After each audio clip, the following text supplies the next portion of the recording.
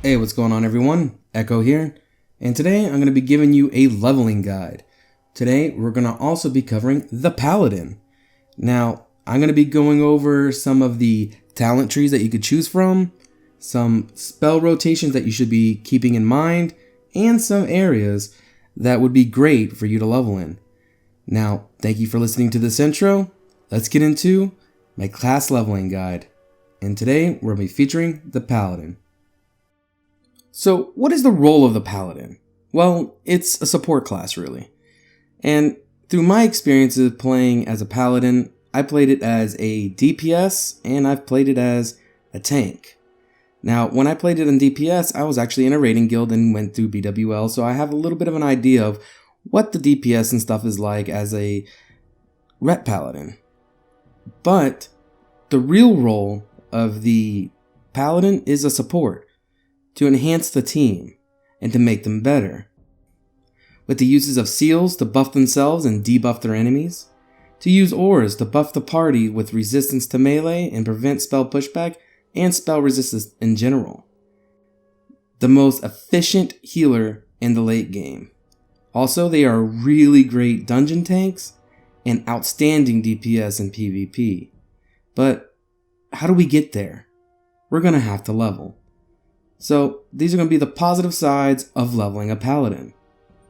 Positive number 1. They're very self-efficient. They don't really need to drink or eat that often, depending on your spec, of course.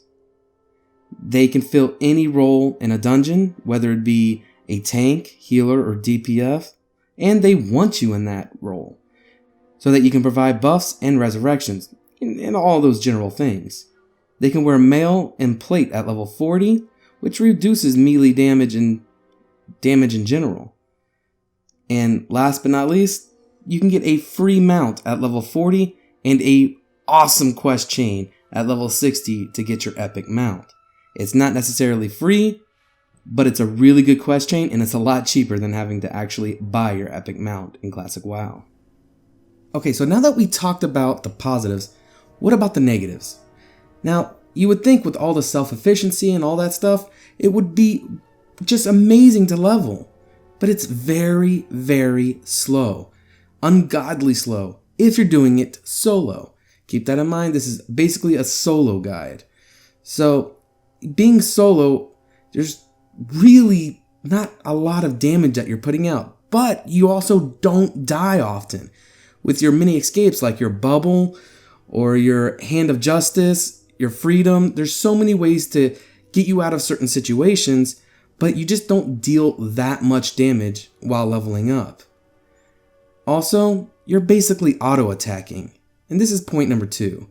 Other than your judgment and the many seals that you're going to have, there's really not that many abilities. You might come across a undead and be able to use exorcism, but that's few and far between. Until the late game where you're getting up into the western and eastern plaguelands where you can start to fight more undead mobs, the only really other place that can come to mind right off the top of my head is the Duskwood Graveyard. So keep that in mind as well. Also, there's no real big interrupts on a Paladin other than your Hand of Justice. So you don't have a lot of forms of CC. So being able to CC mobs or stop interruptions, it's pretty annoying, the fact that you can't handle those kind of situations or trying to prevent a mob from running other than using Seal of Justice. So that's that. Now let's get into the talent trees of the first spec that I have on here. I'm going to have 3 specs that I recommend leveling up with. You know, you can switch some things around as you will, but these are 3 really efficient ways of leveling up. And let's get into the first one, which is a full ret build. Okay, so for this first build, it's more of a glass cannon kind of Paladin. It's the full ret Paladin. You're going very far down the Retribution tree.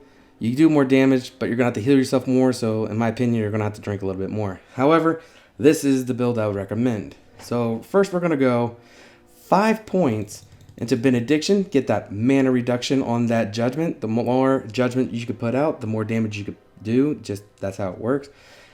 Then I would actually go 3 points into Deflection.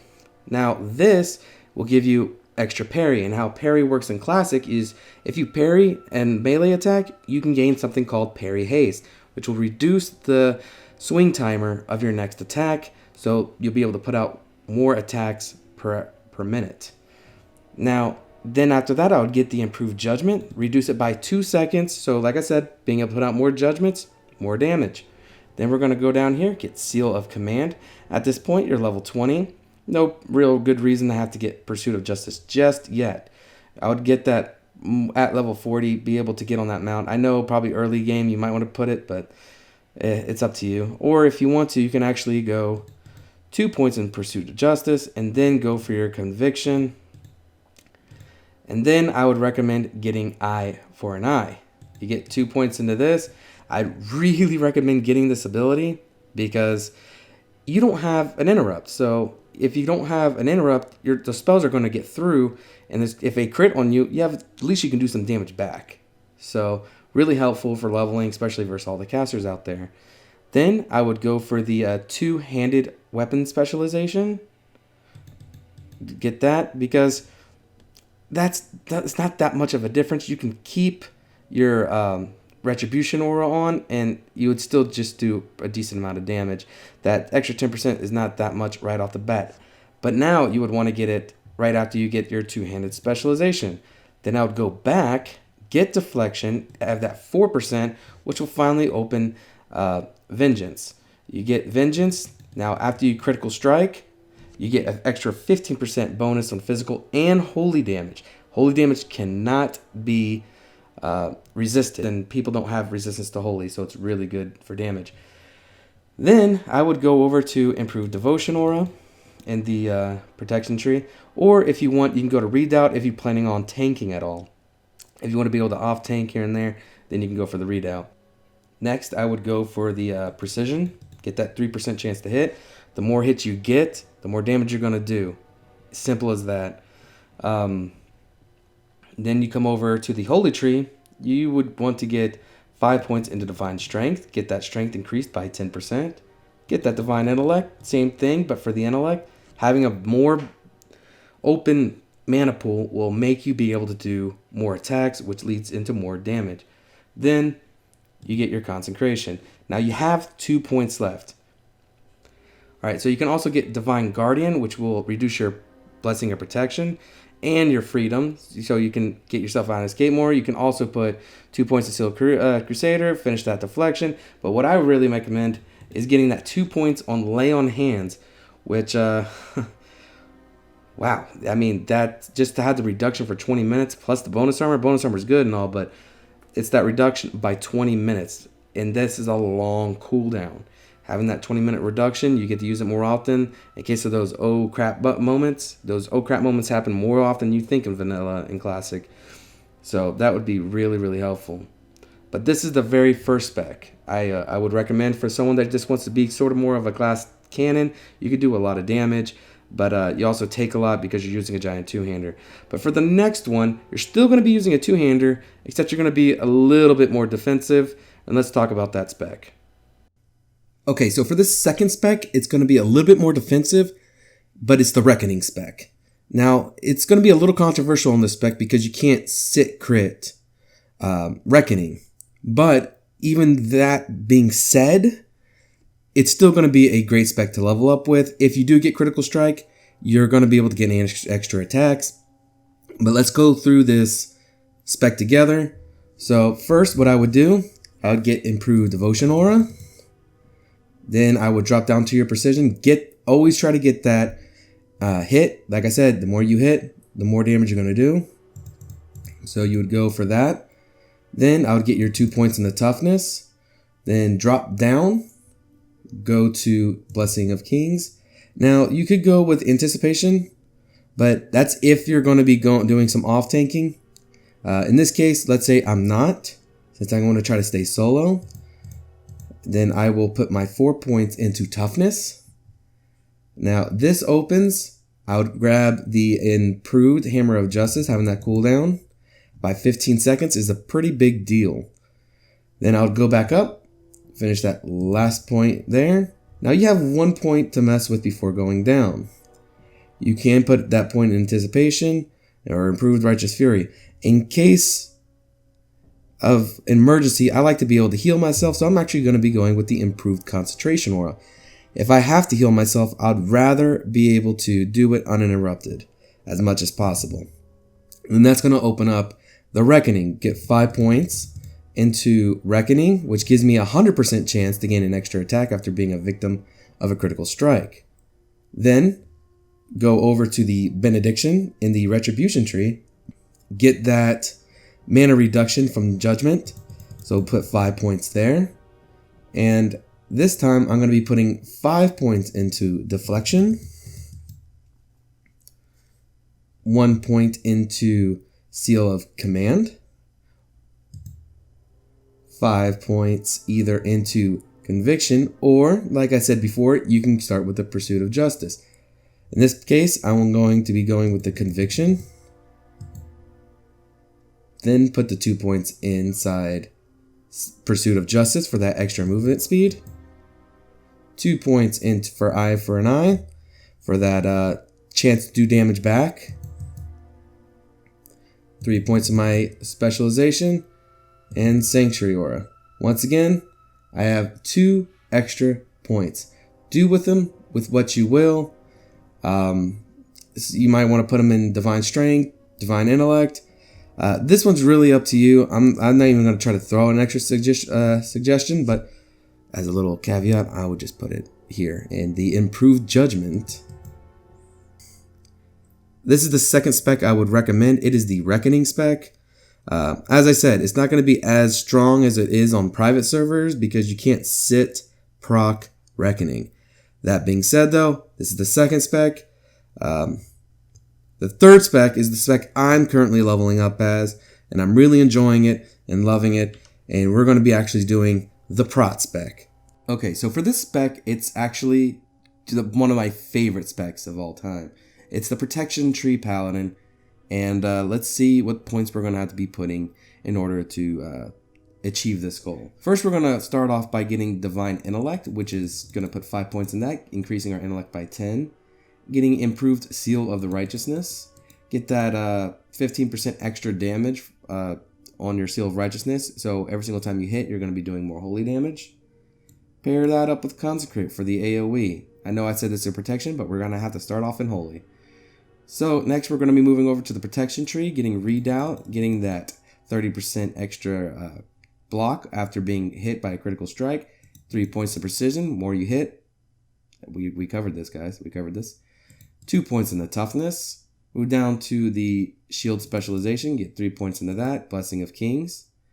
Then we're actually going to get Improved Righteous Fury, more threat. Like I said, if we're in a group, we want to be able to hold threat. Then we're going to start putting points into Anticipation until Blessing of Sanctuary is up for that extra holy damage on block. Now, like I said, these two, really great. You hold threat for a long time. Next, you know, we're going to be getting Reckoning, getting that chance on hit for an extra hit. Get the 4 points in one-handed specialization. Get Holy Shield. Now, with this, you're going to be blocking attacks, getting that extra holy damage out.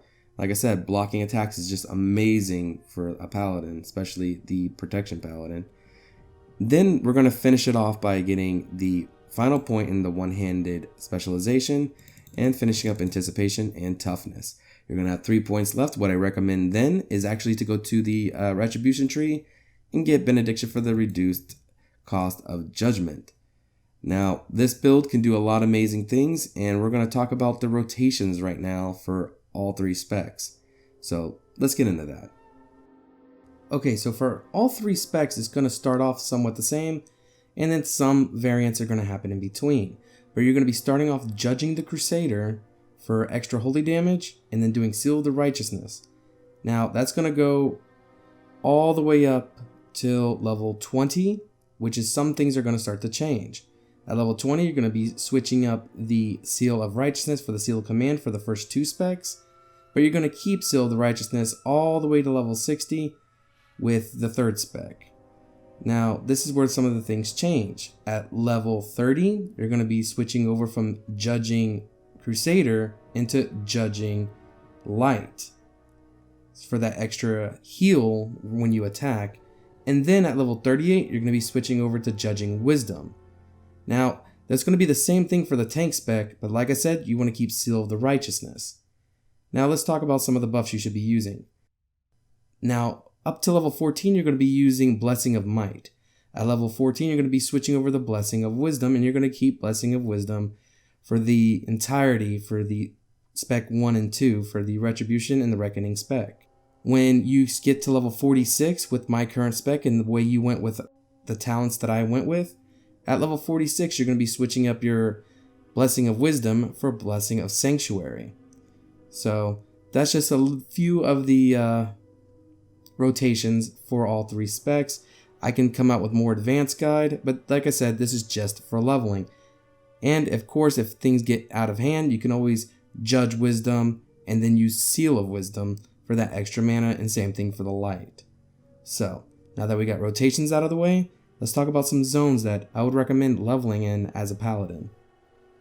Alright, so for the first area that I would recommend grinding is the undead inside of the Graveyard and Duskwood, right here on the map.